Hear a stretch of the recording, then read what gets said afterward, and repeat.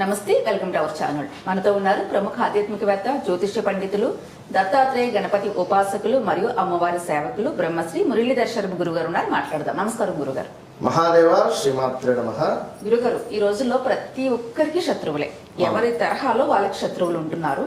అయితే శత్రువులు చాలా రకంగా అంటే అనేక రకాలుగా ఇబ్బంది పడుతూ ఉంటారు. మానసికంగా కానివ్వండి, డబ్బు నాశనం చేస్తారు, మనుషుల్ని దూరం చేస్తారు, మనం చేస్తున్న వృత్తిని దూరం చేసేస్తూ ఉంటారు, ప్రశాంతత ఉండనివ్వరు, రకరకాల రూమర్స్ క్రియేట్ చేస్తారు, మన జీవితాన్ని మనల్ని బ్రతకనివ్వరు. ఒక మాట చెప్పాలంటే అనేక రకాలుగా ఇబ్బంది పడుతూ ఉంటారు. ఇంకా కొన్ని చెప్పలేము కూడా, అంత ఇబ్బంది పడుతూ ఉంటారు. మనశ్శాంతిని కోల్పోతాం. దానివల్ల శారీరకంగా కూడా మనకి హెల్త్ ప్రాబ్లమ్స్ వస్తాయి. ఇంకా అన్ని విధాలుగా నాశనం చేయాలని చూస్తారు. అయితే శత్రువులపైన విజయం సాధించాలి, శత్రువుల్ని గెలవాలి, శత్రు నాశనం జరగాలి అంటే ఇబ్బంది పడుతున్న వాళ్ళని నాశనం అవ్వాలని కోరుకోవడం కూడా తప్పేం లేదు. ఈ రోజుల్లోనే చాలా మంది చెప్తూ ఉంటారు. కాబట్టి శత్రు నాశనం జరగాలంటే ఒక మంచి పరిహారం చెప్పండి గురుగారు. తప్పకుండా అమ్మా. ఇవన్నీ మీరు చెప్పేటువంటి విషయాలు అన్ని వింటూ ఉంటే ఫస్ట్ అంటే ఒక మనిషి ఇవాళ రేపు ఎదిగినా బాధే, డౌన్ఫాల్ అయినా బాధే. అది కూడా వేరే రకాలుగా మనల్ని ఇబ్బంది పెడుతూ ఉంటారు. వీళ్ళ చేతకాని వాళ్ళు, వీళ్ళు ఏం చేసినా కలిసి అవుతారు, అది ఇంక వేరేది. మొన్న మధ్యలో పాపం ఒక క్లయింట్ వారి యొక్క ల్యాండ్ 2021-22లో కొన్నారు. సుమారుగా 21-22 అంటే గజానికి లైక్ చొప్పున పెట్టి కొన్నారు. సుమారుగా ఈ రోజుకు అది 30,000-32,000 దాకా ఉంది. ఒక 8-9 దాకా పెరిగింది. సో వారికి కొంత వారి కూతురు డాక్టర్ రిలేటెడ్గా అమెరికాలో లైక్ వెళ్ళి అంటే చదివించాలనే సందర్భం మీద వారికి కొంత అమౌంట్ అర్జెంటుగా అవసరం పట్టింది. అమ్ముదాము అనుకునే సమయానికి పార్టీలు దగ్గర దాకా వచ్చి మిస్ అయిపోతున్నారు. ఒకవేళ ఇక్కడ ఏం చేశారు వీరు, సో చదువు అయితే ఆగదు కదా అని చెప్పి ఎట్లాగో ఇది ఉంది కదా ఒక ధైర్యం, ఎట్లాగో ల్యాండ్ ఉంది కదా అని చెప్పి ఒక దగ్గర ఒక 40L తీసుకున్నారు. తీసుకొని తనను పంపించారు, సమ్ పర్సంటేజ్ ఇంత. సో వీళ్ళకు సుమారు 12 నెలల నుంచి ల్యాండ్ సేల్ అవుతుంది, దగ్గర దాకా వస్తుంది, వెళ్ళిపోతుంది. ఎందుకు అని ఆరాధిస్తే వారి సొంత రిలేటివ్స్, ఇక ఎందుకంటే ఇక చెప్పను ఈ వీరు వారు అని, వారే ఆ ల్యాండ్ పక్క రిలేటివ్ వాళ్ళు అంటే పక్కగా ఉండేటువంటి వారు. ఇప్పుడు ఈ ల్యాండ్ వీరిది, ఈ పక్క ల్యాండ్ వేరే వారిది, ముందు ల్యాండ్ వేరే వారు, అటు పక్క వారిది వేరే వారు ఉంటుంది కదా. ఇట్లా ఈ వీరి యొక్క ల్యాండ్ పక్క వారు అడుగుతారు కదా, ఏ ల్యాండ్ కొనాలని చెప్పి అనుకున్నటువంటి వారు, ఇక్కడ ఎంత నడుస్తుంది అది ఇదంటే, ఇక్కడ ఏమున్నది చాలా రేటు బాగానే ఉన్నది, కానీ అతను మాత్రము చాలా తక్కువ రేటుకు కొన్నాడు. మీకు ఇంత రేటు చెప్తున్నాడు కదా, అంత రేట్ అయితే లేదు. సుమారు అతను 17-18 వేలకే కొన్నాడు గజము, మీకు 25,000 అని చెప్తున్నాడు, అబద్ధాన్ని చెప్తున్నాడు అనేసరికి ఇట్లా కొందామని అనుకునేటువంటి వారు వెనక్కి వెళ్ళిపోతారు. అంటే చూడండి, ఇప్పుడు మీరు అన్నటువంటి ఇన్ని పాయింట్స్ కాకుండా ఇది ఒక కొత్త పాయింట్. సో అట్లా చేస్తారు, మనకు వచ్చేటువంటి డబ్బును కూడా రానివ్వకుండా చేస్తారు. కుళ్ళు పోతుతనం, అవకాశాలు రానివ్వరు, కళ్ళమంట. ఇంతటి కళ్ళమంట అంటే నిజంగా వీరు నిజంగా చాలా బాధ అనిపిస్తుంది. సో ఇలాంటి సందర్భాలలో మహిషాసుర మర్దిని అమ్మవారికి సంబంధించినటువంటి శ్లోకం మన యొక్క లైన్లో 42 నుండి 47 వరకు చదువుకోవాలి. 42వ శ్లోకము, 47వ అంటే 42, 43, 44, 45, 46, 47 ఈ లైన్ ఏదైతే ఉందో అదంతా కూడా చదువుకోవాలి. కుదిరితే మొత్తము చదువుకోవచ్చు. ఇదొక పాయింట్. ఎందుకంటే ఇక్కడ ఈ విషయం ఎందుకు చెప్తున్నా అంటే, ఎప్పుడైనా ఏ కాలంలో అయినా, ఇప్పుడు అంటే శత్రువులు అంటున్నాం మనం. సో ఆ కాలంలో రాక్షసులే, మీరే రాక్షసులు. రాక్షసులను సంహరించే సందర్భంలో ఎవరైనా ఉగ్ర రూపాన్ని ధరించారు విన్నారా? సో ఉగ్ర రూపాన్ని ధరించినటువంటి సందర్భాలలో ఈ ఉగ్ర రూపానికి సంబంధించినటువంటి స్తోత్రాలు, ఆ ఉగ్ర రూపానికి సంబంధించినటువంటి అమ్మవార్లను మనం బాగా ధ్యానం చేయాలి, వారి హోమాలు చేయాలి. ఇప్పుడు ప్రత్యేక హోమం ఎండు మిరపకాయలతో చేస్తాం, శత్రునాశనం. ఎండు మిరపకాయలతో చేసేటువంటి యొక్క హోమము విశేషమైనటువంటి ఫలితాన్ని తెచ్చిపెడుతుంది విన్నారా?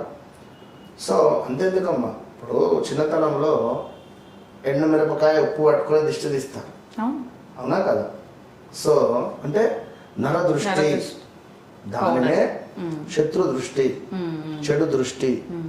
కనుక మీరు కూడా ఇంట్లో నిజంగా చెప్తున్నాను, శత్రువుల యొక్క పేర్లను తలుచుకొని నేను చెప్పేటువంటి మంత్రాన్ని ఒక స్టీల్ బేసిన్ పెట్టుకోండి, అందులో కాస్త ఇసుకను పోయండి, కొన్ని సమిధలను సేకరించండి, రాగి పుల్లలను నల్లబెట్టేసి కర్పూరంతో వెలిగించేసి చక్కగా అవంతా అంటుకున్న తర్వాత ఎండు మిరపకాయలను అందులో వేస్తూ ఉండండి. నేను చెప్పే మంత్రాన్ని లాస్ట్లో చెప్తాను. ఆ మంత్రాన్ని అనుకుంటూ ఒక 11 ఎండు మిరపకాయలను కాల్చండి. ప్రతి శనివారం రాత్రి 9:30 నుంచి 10:30 చేయాలి.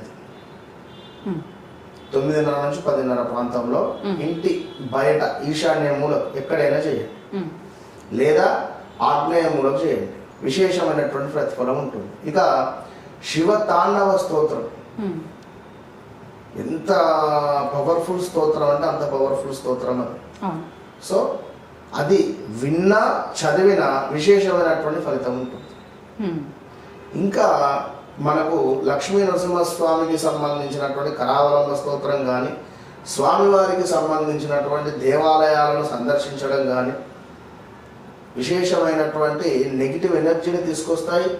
ఈ యొక్క మనకు ఎవరైతే మన యొక్క శత్రువుల నుండి మనకు విముక్తి కలుగుతుంది. ఎండు మిరపకాయలు ప్లస్ తోక మిరియాలను చక్కగా కూడా తీసుకొని ఓం భం భైరవాయ నమః అని తోక మిరియాలను కూడా ఈ యొక్క బొగ్గులపై కాల్చండి. చక్కగా ఎర్రగా బొగ్గులైన తర్వాత ఓం భం భైరవాయ నమః అని కాల్చండి. మేషరాశి వారైతే వీరు ఎండుమిరపకాయలతో హోమం. అదేవిధంగా వృషభ రాశి జాతకులకు విన్నరా? వృషభ రాశి జాతకులు ఎవరైతే ఉన్నారో వీరు ఎండు మిరపకాయలను మిరియాలను దానంగా ఇవ్వండి. ఎండు మిరపకాయలను అదేవిధంగా మన ఎండు మిరపకాయలను మిరియాల పొడిని ఒక బిందెలో కలిపి చక్కగా కూడా నీటిలో, ఆ నీటితో ఈశ్వరునికి అభిషేకం చేయాలి వృషభ రాశి వాళ్ళు. ఇటు అదేవిధంగా మిథునం, ఓకే, మిథున రాశి వారు ఖచ్చితంగా జపం చేసుకోండి. ఓం భం భైరవాయ నమః, ఓం భం భైరవాయ నమః, ఓం భం భైరవాయ నమః, ఓం భం భైరవాయ నమః, లేదా ఓం ద్రాం దత్తాత్రేయాయ నమః, ఓం ద్రాం దత్తాత్రేయాయ నమః, ఓం ఘం గణపతయే నమః, ఓం ఘం గణపతయే నమః. ఈ మంత్రాలను రోజు 108 సార్లు చదువుకోండి. ఇక కర్కాటకం వీరు ఓం గం గణపతయే నమః తర్పణ విడిచిపెట్టాలి.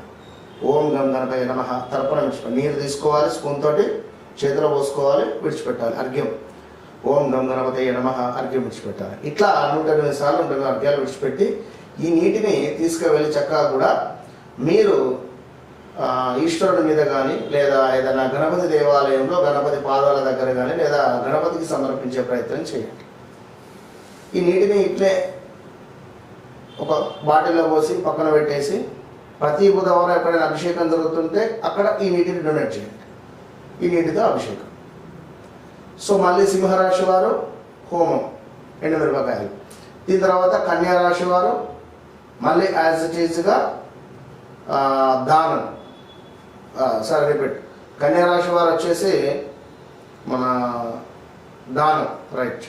ఇటు మళ్ళీ వీరెవరు కన్యా రాశి వారికి ఇందాక దానం అని చెప్పుకున్నాం కదా. అట్లనే విధంగా ఈ యొక్క తులారాశి వారు, తులారాశి వారికి కూడా జపం. ఉమ్, సో ఇట్లా మళ్ళీ కంటిన్యూ ఉంటుంది. కనుక రాశి వైజ్ ఒకవేళ వారికి ఉండేటువంటి సమస్యను బట్టి, ఉమ్, ఉమ్. కానీ ఓవరాల్గా మనం చెప్పేటువంటి మంత్రంతో వీరు ఈ ఎండుమిరపకాయలను వేయండి. ఉమ్, ఇంటి బయట టెర్రస్ ఉన్న టెర్రస్ పైన వేయండి, ఇంకా ఎక్సలెంట్గా ఉంటుంది. ఇంటి పైన ఉమ్. టెర్రస్ ఉంటుంది, బంగ్లా పైన వెళ్ళి చేసుకోండి. అవసరమైతే మంత్రం చెప్తున్నాను, చక్కగా వినండి. ఓం హ్రీం హూం క్రీం సర్వశత్రు స్తంభిని ఘోర కాళికాయై ఫట్ స్వాహ. ఓం క్రీం హూం క్రీం సర్వశత్రు స్తంభిని ఘోర కాళికాయై ఫట్ స్వాహ. ఓం క్రీం రిపీట్. ఓం క్రీం హూం క్రీం సర్వశత్రు స్తంభిని ఘోర కాళికాయై ఫట్ స్వాహ. ఈ మంత్రాన్ని అవసరం మన డిస్క్రిప్షన్లో ఇద్దాం.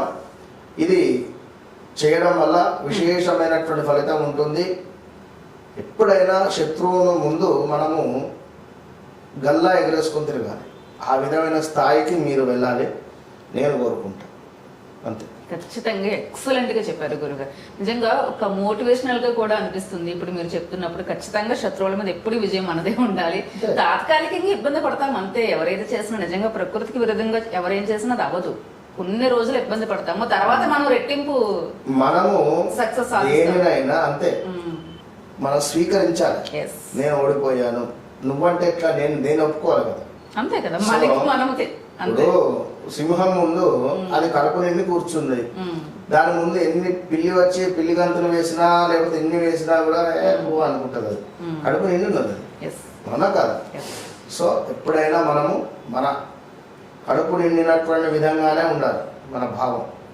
కనుక అంటే నేను అనేది ఏమిటంటే మనం ఎప్పుడు సింహంలాగానే ఉండాలి, అంతే.